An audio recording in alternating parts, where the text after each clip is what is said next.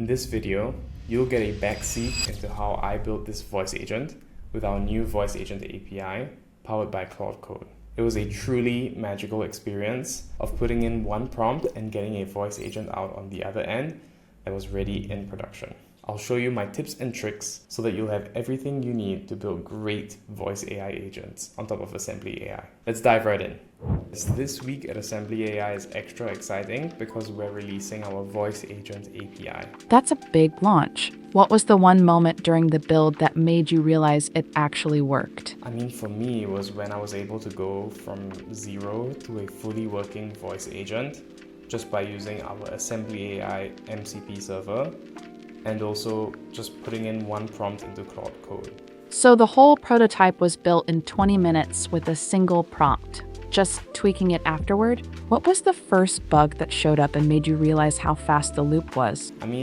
For me, it was a bug related to Railway, which is where I'm hosting the app.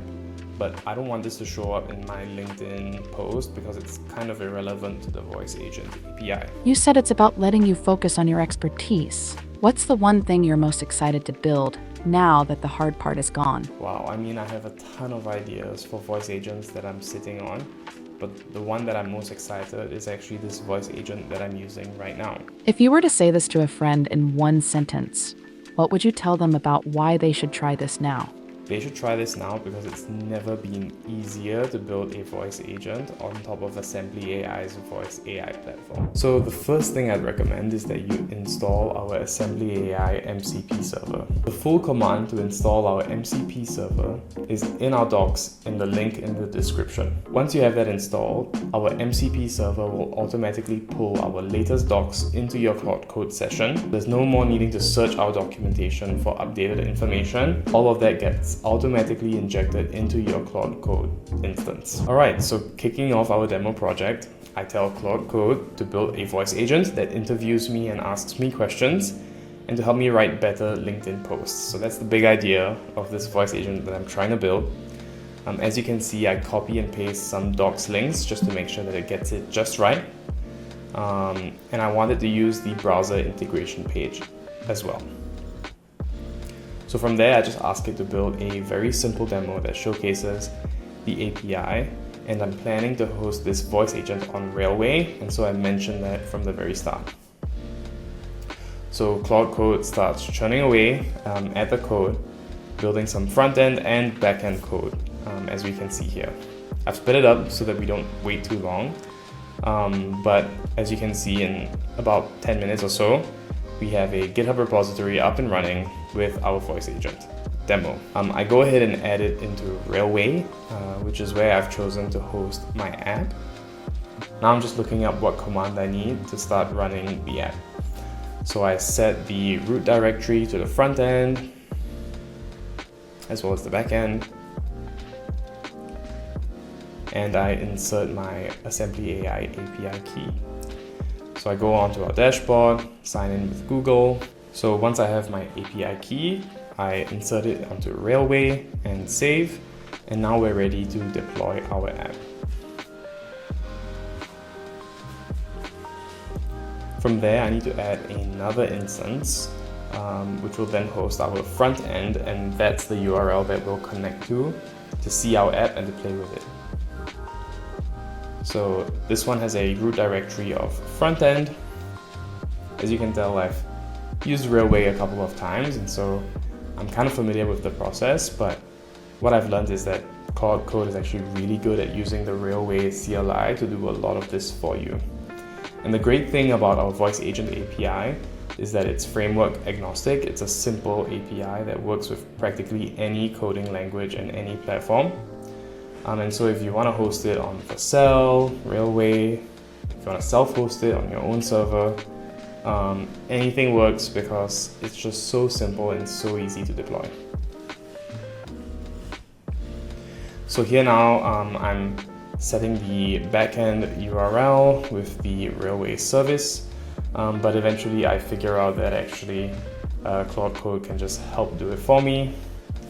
And after a little more wrangling and finagling of Railway, In any second now, I should be live with my voice agent app. Alright, so there's our app, and as we hit start interview, we bump into yet another error of failed to fetch.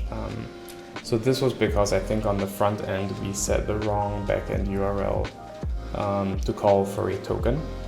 So for context, if you're deploying the voice agent on the browser, you can make a request to your backend for a token that you can use to authenticate your session on the front end. And that way, you're able to start the voice agent on the client side without having to expose your API key. Alright, great. So here we go. We have our very first voice agent in just a little under 15 minutes. And yeah, it was really exciting to get it up and running so quickly. But we're gonna work on some improvements right away now that we see that it's working. The first thing I'm gonna wanna do is to style it and kind of make it look like LinkedIn a little more. Just to kind of nail that design and really get people into the mood of like writing something for their social media. So I go ahead and tell Claude Code, it worked great. Can you, make some design improvements, styling changes, and we kind of want to make it look like LinkedIn. So we'll see fairly quickly that Claude Code is able to design my voice agent to look like LinkedIn and lean into their brand and palette.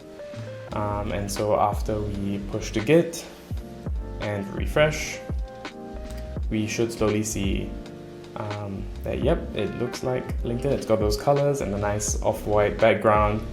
And maybe we'll just start another interview to see how it works. Yep, it's working great. And so on to the next thing. So one of our features of our voice agent API is that we support tool calling right out of the box.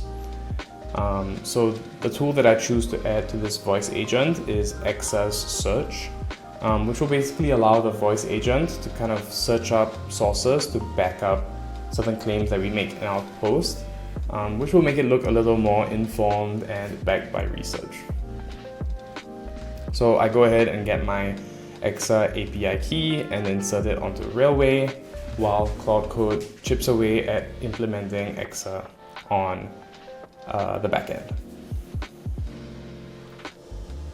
So I can see here it's made lots of progress. We should be getting a voice agent with Exa anytime now. Alright, so to test out tool calling, I just started a new session and stated a stat just to see if the voice agent is smart enough to go and look it up using Exa. And sure enough, it finds this report by MIT on Medium, which is great. Lastly, we're gonna add some different voices to the voice agent. So AssemblyAI supports a wide range of voices with more coming soon. And I wanna let the user pick the voice that they choose for their session. So what we'll do is we'll just add a drop down with all of the choices for voices with some sound defaults, and in no time we should see that live as well. If you do end up trying our voice agent API, I'd love to know what your favorite voice is. Our team put a lot of work into picking great voices, so let me know in the comments below if there's any voice that stood out to you. Alright, so Claude has gone ahead and made the change, and as you can see, here's our full list of voices that are available. I just hit start interview with a new voice, and there we go. There we have a fully fleshed out voice AI agent in very little time. Okay, the draft is on screen now. Want to tweak the angle or zoom in on a different moment? No, this looks great. Thank you so much. You're welcome. Enjoy launching the API. So on that note, it concludes our voice agent build along today. I hope you enjoyed what we were able to put together, and let me know if you do end up trying our voice agent API. I'm really excited to know what you think, and if you have any questions, don't be afraid to reach out to our team in the comments below or on our website. Our team is always happy to help. So until the next one, I'll see you. Bye.